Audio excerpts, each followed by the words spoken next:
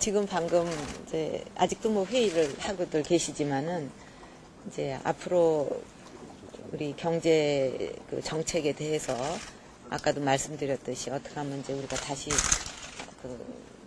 제2의 한강의 기적을 일으키느냐 하는 이제 그런 차원에서 우리 경제를 살릴 수 있는 중요한 정책들을 중점적으로 저런 회의를 거쳐서 토론을 해서 가다듬어 나갈 것입니다. 그래서 거기에서 중요한 정책들은 또 여러분들께 이런 논의가 있었다고 알려드리고 또 저희가 또 연구해서 또 가다듬고 이런 과정을 밟아 나갈 것입니다. 오늘은 이제 특히 중점적으로 얘기했던 것이 우선 제가 국민들에게 지금 가장 고통을 주는 것이 5가지다. 일자리 걱정, 교육 걱정, 집 걱정, 노후 걱정, 안보 걱정, 이것을 덜어드리는데 정책에 아주 중점을 두겠다고 여러 번 말씀을 드렸습니다. 그래서 일자리를 살리기 위한 정책으로 대기업, 중소기업, 우리나라 기업들이 다양하게 있지만 우리나라의 일자리, 고용 창출의 한 80%를 담당하고 있는 것이 바로 중소기업이기 때문에 중소기업을 살리지 않고는 일자리를 만든다는 것은 헛구호에 불과하다. 그렇다면 어떻게 중소기업을 살릴 것인가? 지금 여러 개의 국가산업단지, 지방산업단지들이 기존에 있는데 거기에 중소기업들이 밀집되어 있습니다. 근데 지금 그 산업단지들이 텅텅 비어가고 있어요.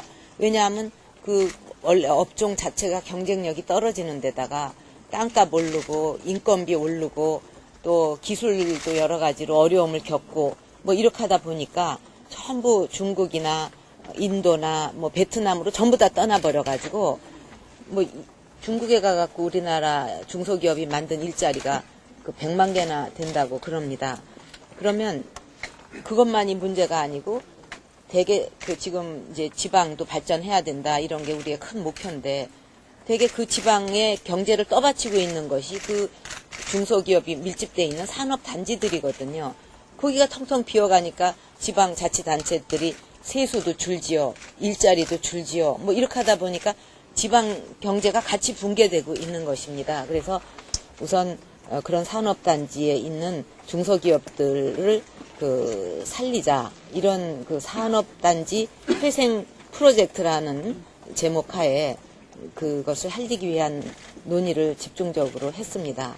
그래서 그 중에서도 특히 경쟁력이 많이 떨어지고 있는 그런 산업단지들을 우선적으로 택해서 그쪽에는 아주 그것을 회생시키는 특별 지구로 지정을 하고 그 지역에 대해서는 어떤 기금을 정부에서 마련해서 집중적으로 세제 지원, 기술 지원, 인력 지원 또 거기에 또 많은 사람들이 와서 근무를 하려면 정주 요건이 또 좋아져야 됩니다. 교육 시설이라든가 여러 가지 이런 것을 대폭적으로 지원을 해주자 이제 이런 논의를 했습니다.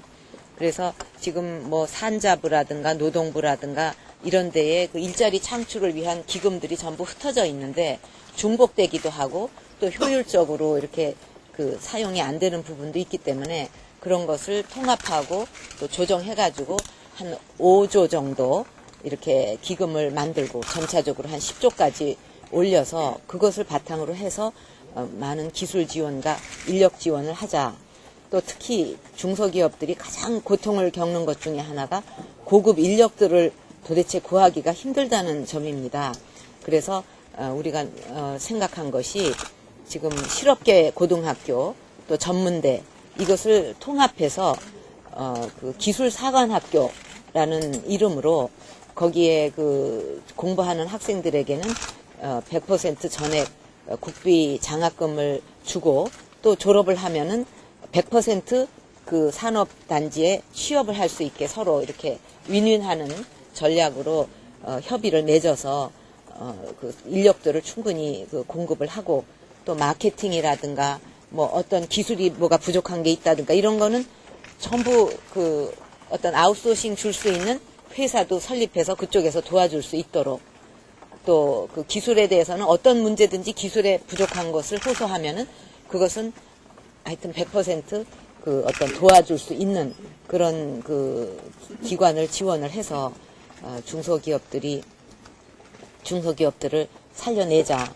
또 그쪽에 그 입주하는 기업들에 대해서는 그 법인세라든가 이런 지방세라든가 이런 문제도 우리가 과감하게 조정하고 또 그 규제도 아주 거의 제로 베이스에서 생각을 해가지고 획기적으로 규제도 완화하는 이런 정책으로 우선 산업단지의 중소기업부터 살려서 일자리 만들고 지방 경제도 살리고 그렇게 하자는 이런 프로그램을 저희가 그 준비를 했습니다. 그래서 조금 부족한 부분은 더 다듬어서 저희가 하여튼 정책으로 적극 추진을 하려고 그럽니다. 검증 얘기를 다시 또 꺼내게 돼서 좀 죄송한데요. 너무 검증을 좋아하세요. 경선 시기라든지 이런 것도 같이 맞물려서 지금 돌아가는 것 같은데 어떻게 보십니까? 이런 검증과 경선 이런 것을 어떤 식으로 처리하는 게 원칙이라고 보시는지? 그러니까 지금 경선 방법에 대해서는 뭐 제가 누차 얘기했듯이 이제 그것은 뭐 우리가 정한 원칙이 있으니까 원칙을 지키는 게 좋겠죠. 그러나 이제 충분한 어떤 공감을 얻을 수 있는, 동의할 수 있는 이제 그런 뭐 명분이 있다면 뭐 그건 또 우리가 또 달리 생각해 볼 수도 있지만 기본적으로는 이제 원칙을 지키는 게 좋겠다. 뭐 함부로 또 원칙을 손대기 시작하면 여러 사람이 나도 고치자 하면 허물어지니까요. 그런 원칙적인 뭐 입장을 그냥 계속 갖고 있고 또 경선위원회가 곧 만들어진다니까 거기서 충분히 당 차원에서 논의가 되리라 생각을 합니다. 이제 검증 문제에 대해서는 사실 우리는 이제 개인을 생각하면 안 된다고 봅니다. 개인보다는 더 중요한 게 당이다. 뭐 제가 김대엽 같은 사람 또 나와서 그 잘못되면 어떡하냐 했지만 만약에 그런 그 어떤 그 공작에 견디지 못해가지고 우리 한나라당이 또 집권을 못하면 어떡하냐. 그거는 당의 문제가 아니고 많은 국민의 염원을 저버리는 일이기 때문에 이제 이것은 개인보다도 당을 앞에 놓고 볼 적에 이거는 당연히 필요한 것이 아니냐. 이제 그런 그 얘기를 한 건데 너무 그 상대 쪽에서 과민하게 반응을 하고 또 이걸로 막 검증 해갖고 너무 큰 이슈가 되고 그래서 저는 뭐 그렇게까지 되리라고는 전혀 생각을 못했습니다. 그리고 또 제가 당을 위해서 우리가 꼭 이번에는 성공을 해야 되니까 문제점 있는 것은 우리가 미리 해결을 하고 하자 하는 차원에서 저는 그 당연한 그 검증에 대해서 얘기를 했을 뿐인데 오히려 저쪽에서는 인신공격을 하고 있어요. 그러니까는 제가 그 당연한 검증 얘기를 하니까 저쪽에서는 그럼 뭐 네거티브 하자는 얘기냐 그렇게 나왔어요. 그건 네거티브 하자는 게 전혀 아니잖아요. 그렇게 말한 쪽에서 오히려 그 네거티브를 하고 있는 겁니다. 예를 들면 뭐 애를 낳아보지 않은 사람이 뭐 보육을 말할 자격이 있냐. 또 그전에는 여자라 안 된다. 시기상조다. 저는 이런 거야말로 네거티브라고 생각을 합니다. 뭐 그쪽에서 그렇게 먼저 말을 했으니까 저도 그러면 그런 논리대로 그 이야기를 하자면은 그러면 군에 안 갔다 남자로서 군에 안 갔다 오면은 군 통수권자가 될 자격이 없다는 거냐 이렇게 논리가 전개될 수밖에 없지 않습니까? 그래서 저는 그 당연한 그 검증 얘기를 이런 식으로 몰고 가서는 안 된다 생각을 합니다. 산업단지요. 내일은 그 시화공단을 한번 가보려고 합니다. 산업대학하고요. 거기가 산업대학은 특히 아주 성공적으로 그 학교가 운영되고 있기 때문에 좀 가서 여러 가지 좀 이야기도 들어보고 하려고 그럽니다. 예. 그리고 뭐 그 경제 그 지도자 얘기를 제가 했습니다만 이 전 시장께서 그런 말씀을 하셨어요. 경제가 말로만 되는 거냐, 그 실천으로 돼야지 되는 거지. 좀 그 뭐 100번 그 옳은 말씀이라고 생각을 합니다. 그런데 또 그렇다고 해서 막연하게 경제 잘할 것이다. 이런 것 갖고 또 경제가 꼭 잘 되리라는 그 보장도 없습니다. 이거는 그러면 여태까지 어떻게 그 해왔는가, 또 앞으로 어떻게 할 것인가, 이런 것이 중요한데 뭐 다 그 확정된 예산을 가지고 누가 일을 못 하겠습니까? 없는 데서 돈을 버는 게 저는 진짜 그 리더십이라고 생각을 합니다. 제가 그 당 이제 대표를 맡았을 적에 그 당이 뭐 천안연수원도 내놓고 뭐 여러 가지 갚는 것도 많고 그래가지고 굉장히 적자였어요. 그래 매달 몇 억씩 적자다. 굉장히 걱정을 하고 어떻게 해야 되느냐. 그래서 그냥 정말 구조조정도 하고 또 굉장히 알뜰하게 쓰고 또 그 우리가 이렇게 깨끗한 정당으로 거듭난다고 인터넷에다가 전부 우리가 어떻게 썼다 회계도 공개를 해가면서 그 전략하고 이런 또 책임 당원도 열심히 많이 누리고 그래가지고 제가 그 이임을 할 때는 당이 흑자였습니다.